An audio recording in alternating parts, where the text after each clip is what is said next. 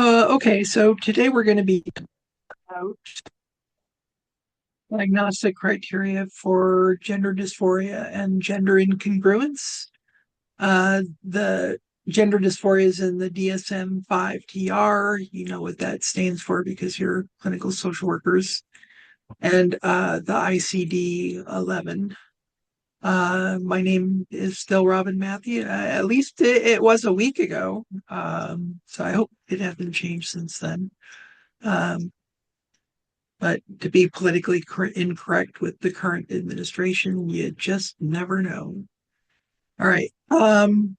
So if you have any questions as I'm going through this, please do ask. This is for your benefit. And it's important that you know it because this has significance for social work, particularly in mental health advocacy and policy. And so both books, the ICD and the ICD, acknowledge gender incongruence, but they conceptualize it quite differently. The ICD 11 does not associate it with significant distress and does not consider it a mental health issue. ICD 11, with the change from ICD 10 to ICD 11, moved gender incongruence into the sexual health category. So it's strictly a medical condition. In the DSM-5-TR, it continues to be pathologized as a mental illness. And so it's really important for social workers to understand the diagnostic systems as they can impact access to care, client advocacy. And then there are really important clinical and ethical considerations. So, importantly, not all transgender people experience distress, and some critique the pathologization of gender diversity. And it's really a serious clinical mistake to assume that because someone is transgender, that they have gender dysphoria. Only about 1 out of every 1,000 adolescents studied in a major study with over 5 million kids receiving private insurance found kids who were wanting or receiving gender-affirming medical care.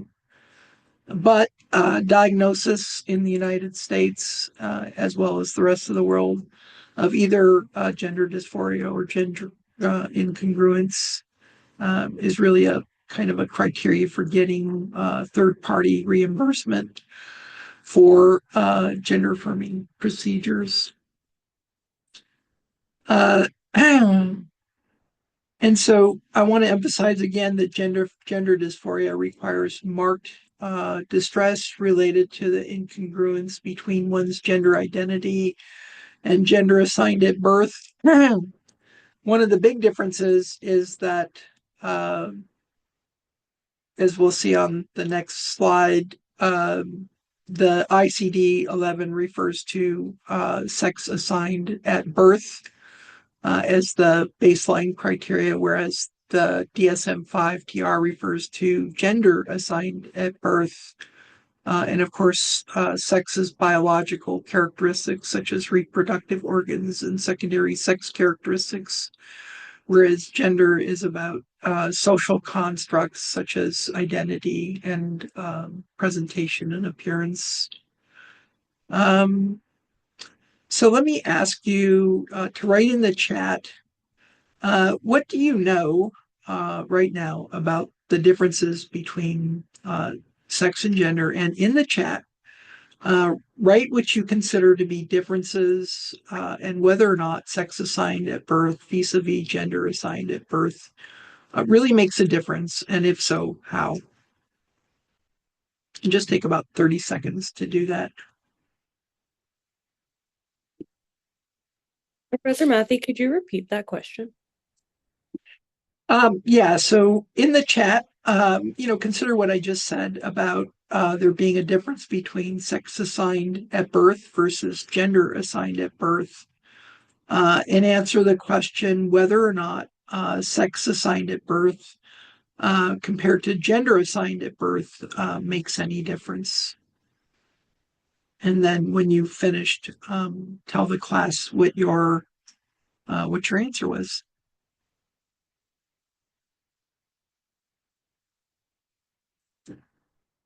So Naz, what do you think? I think gender is between your ears, and sex assigned is something that's like, as stated, like assigned to someone. It's not something that someone is deciding for themselves, and I think sex and gender are completely different. Right, good answer. Okay, so notice that for adolescents and adults, the DSM-5-TR focuses on physical and social aspects of gender identity. And there are 6 criteria. The first 3 are listed here. So you notice for one that the prefix for each or the beginning is a strong desire. A mediocre desire, mild desire, that's not really a qualifier for gender dysphoria. So if you wake up one morning, wondering what it's like to be another gender, you don't have gender dysphoria. You're just curious. And then also note that the criteria are for um, it can be the other gender, depending on how you think about it, or it can be another gender. So, for example, a lot of people, an increasing number of people, are identifying as gender non binary, meaning they eschew the bipolar classification as male or female, man or woman, in preference for being something else. It may be binary, but it may also be something else. And other terms could be genderqueer. There's an ever expanding list for that. But again, the main focus here is on the physical and social aspects of gender identity. So let's look at the other 3 criteria, and then again you can see strong desire and strong conviction, and importantly, and you'll see this with every single diagnosis, I think, in the DSM-5-TR, that the condition is associated with clinically significant distress or impairment in social, occupational, or other important areas of functioning. And so, guess what? Your sex life is one of those important areas of functioning. So, if you have a client coming in saying, I feel really distressed because, you know, my sex organs aren't working because I don't relate to them, that would be a form of significant distress. Okay, so moving on. So then we're going to talk about gender dysphoria in children. And here, what I want to draw your attention to is you can also see, again, the strong desire, but pay attention here to the criteria differing for boys and girls. So for boys, there's a strong desire for cross-dressing or simulating female attire. But for girls, it's a strong preference for wearing only masculine clothing and or a strong resistance to wearing typical feminine clothing. And so take a moment in the chat, 15 or 20 seconds, and tell me what you think about those criteria differing. Think about a feminist perspective, a liberationist perspective. How does it affect equity in gender roles, for example?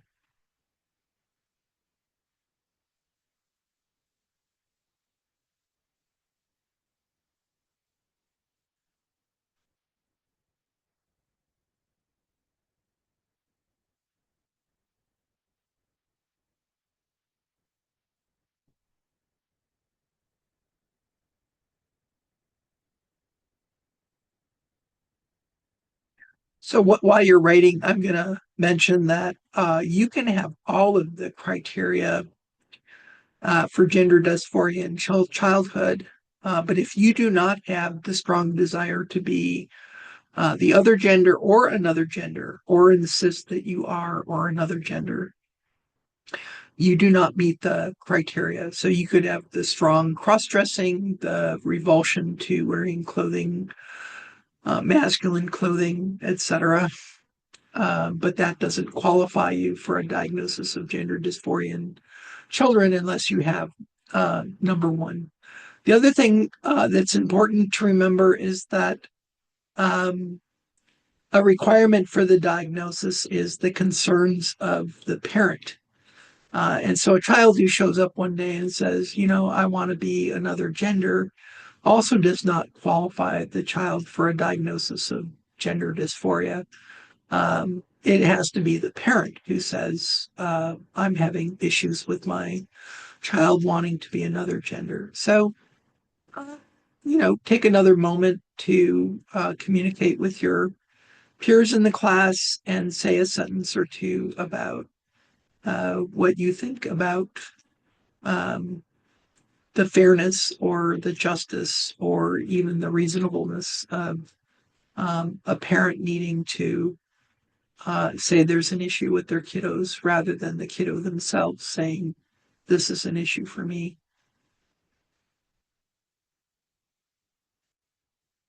So I'm going to pick on you again, Naz. What do you think?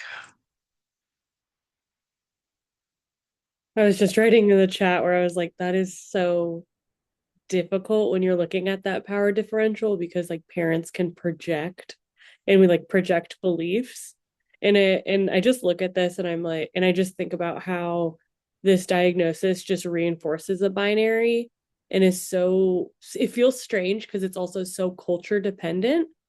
Where I'm like, in the adult criteria, there was like a lot of like, there was a lot of overlapping in the criteria, which was, I was just trying to look at it in terms of just the syntax even. I'm like, how is this written? But then seeing it applied to children, it just it feels strange because it's just so binary dependent. Where the adult was more flexible, I feel. Yeah, that's a really great point. So, uh, would you say that, for example, looking at criteria 3B2, a strong resistance to wearing typical feminine clothing, what about boys who have a strong resistance to wearing typically masculine clothing? They wouldn't meet this criteria for gender dysphoria in childhood. And why is that? So just something to ponder. I do not have an answer for that, by the way. Okay, so moving on, the other three criteria for gender dysphoria in children.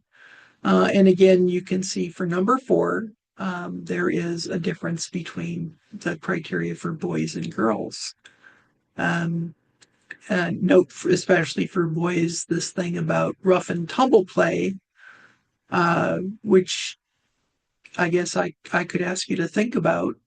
If we had more time, I'd ask you to break up into small groups and talk about it. But does it make sense to stereotype boys as being more rough and tumble or wanting normal, non-gender dysphoric boys to want to play in rough and tumble? And what about girls? How would a parallel for girls look like? And then, of course, as Naz mentioned, all of these are really binary. And even though the DSM-5-TR refers to other gender, we do not see any kind of criteria between boys and girls. It's strictly boys or girls. So I think that's something to consider. Also, then, for children, we see a strong desire for the primary and or sex characteristics of one's experienced or anticipated gender. So kiddo can be reaching, getting close to adolescence. And if it's a child assigned female at birth, if they're kind of feeling terrified they're going to develop breasts, that would be one of the criteria. Okay, so gender incongruence, as I mentioned, has been removed from the mental disorders section, is now classified as a sexual health condition. And a significant difference is that it emphasizes identity over distress. Um, and so, um, unlike uh, the real emphasis in the ICD is the marked persistent incongruence between experienced gender and assigned sex. And so a lot of people uh, under the international standard, the ICD-11, would have a much easier time getting gender affirming medicine because they don't have to pretend or say that they have distress. They can say, oh, I want to develop breasts. That's a better fit with my identity. And in adults and adolescents, it is true that gender incongruence often leads to transition to align one's body, but it is not true that even most people who are transgender or who decide to transition go beyond social transition, meaning they change their name, their pronouns, their fashion, their hairstyle. Um, but only about 20%, less than 20% of people who identify as transgender get any form of hormone treatment, surgery, or other healthcare services. Another important caveat to remember is that only about 1/3 of people who identify as transgender ever seek counseling. And there are incredible barriers to receiving uh, treatment. We don't have time to go into that, but it takes a lot of courage for them to seek out treatment. So it's a really great idea to celebrate their courage when they come in for treatment. And then, of course, to remember that these are people and their gender identity may not be an issue. They may be coming to therapy because they're having marital issues or sexual issues or some other issue not related to their identity or experienced gender. Another significant factor is that under the ICD-11, it has to have persisted for a significant period. For children, it's about 2 years, but all the criteria for adolescence and adulthood is that it has to persist for a significant period. So there again, let's say that an adolescent says, "Yeah, I want to be a boy," and then a week later, maybe they're trying to, identity is an important stage in adolescence, identity development, and they do a lot of exploring, and maybe they're not quite sure whether what they're feeling is about their sexual orientation or about their gender identity, and they need to do some pondering or experimenting. And they may decide, oh, I thought I was a lesbian, and then realize that it's really about their gender identity and not their sexual orientation. And so here, what I want to do is make a plug for do not practice beyond the scope of your competence. Just because you're a clinical social worker does not entitle you to treat this population. If you're a newbie, you need to get supervision and or consultation, just like any other field where you don't really have any experience, because you can make a lot of blunders. A common one is clinicians might tend to believe that their mission is to be gender affirming. And when they think of gender affirming, they think, oh, I want to support this person in transitioning from one gender to another. And that's about the therapist's preconceptions and ideas. It may not be at all aligned with what the client is thinking. Okay, so you can see a lot of these characteristics overlap, but you can also see here it talks about make-believe. It doesn't have any kind of differentiation of boys or girls. as the ICD, or I'm sorry, as the DSM-5-TR does. But unlike adolescents and adults, it does have a timeline where it must have persisted for about 2 years. Both the ICD and the DSM-5-TR do say that gender variant behaviors and preferences are not sufficient basis for a diagnosis. So I mentioned earlier that a criteria for being diagnosed with gender dysphoria under the DSM-5-TR is that the parent must say this is an issue for the child.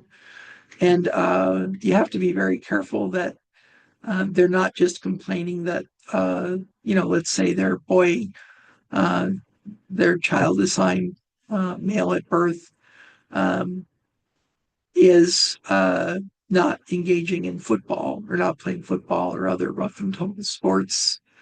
Um, their concern, yes, but is it sufficient to make a diagnosis of gender dysphoria? No, because that's a gender variant behavior. So again, you have to go back and look at the number one criteria and ask the parent if they meet that criteria, that the child really has expressed, I am of another gender, or I want to be of another gender. Okay. So you're going to get copies of all of these PowerPoints. And your homework assignment for this week is going to be to write a 1-page, 250 word, 1-inch margins, 12-point font paper. And I don't usually say it, but I will say because somebody's done it in black, please, not green or yellow or red or some other color, black. So these are the comparisons, including the terminology, classification, key feature, children's criteria, medical transition, and implications. You can use this as a guide. And you can see at the top some of the major review of the major things we've discussed. For DSM-5-TR, it's a mental health condition and requires distress. For ICD-11, it's a sexual health condition that focuses on identity incongruence or incongruence between one's identity or expression and the sex they were assigned at birth. And then also there are different criteria for children in both relative to adolescents and adults. And then there are different implications for care.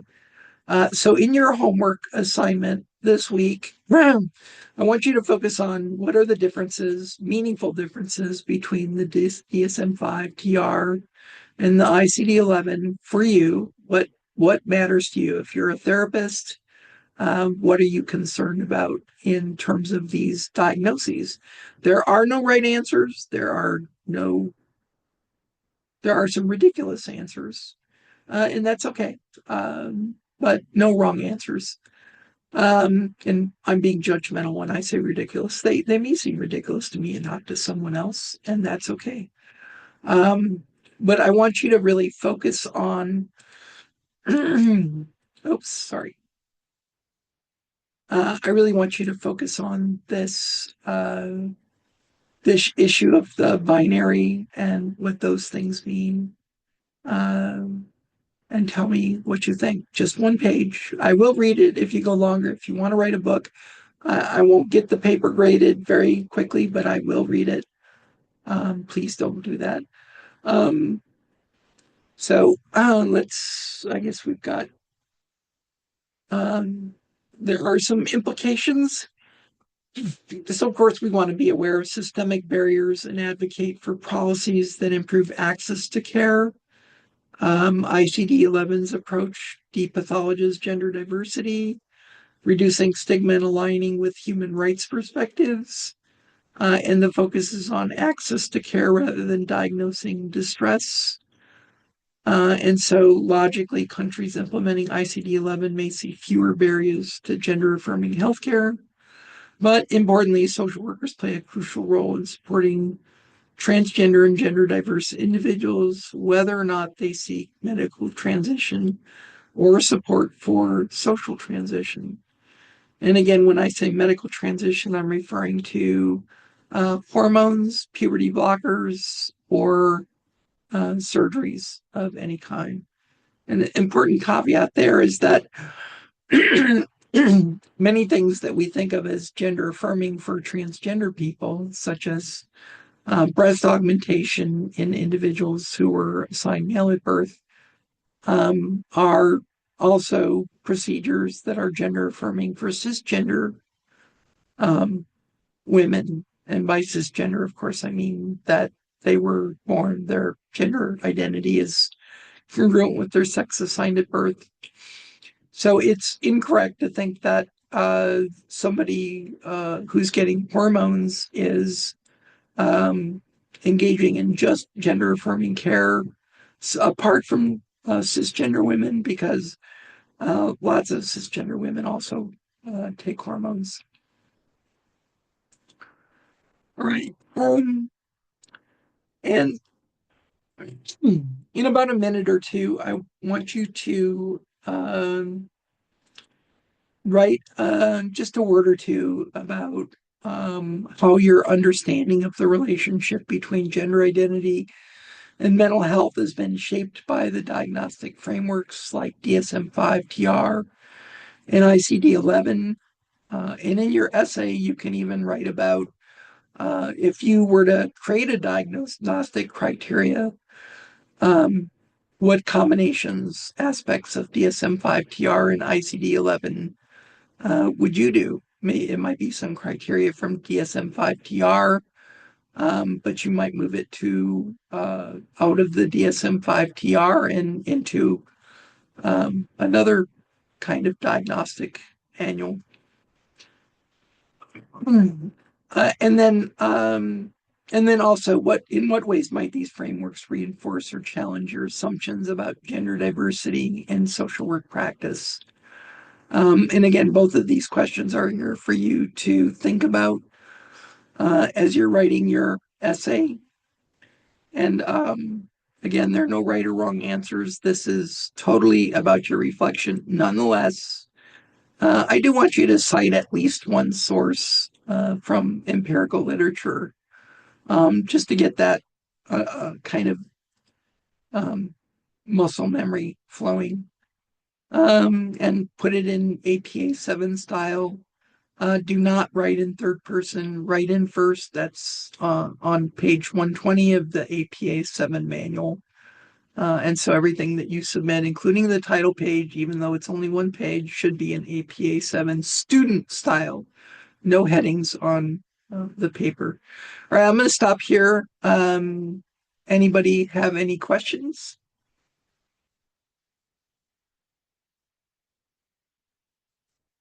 Okay, I want to thank you for, as always, for being here and for your participation. And I'll look forward to seeing you next week. If you have any questions, just shoot me an email. I usually respond within a day. And I look forward to reading your papers. They're due by the time class starts next week. And that's on your syllabus. Okay, thank you. Thank you.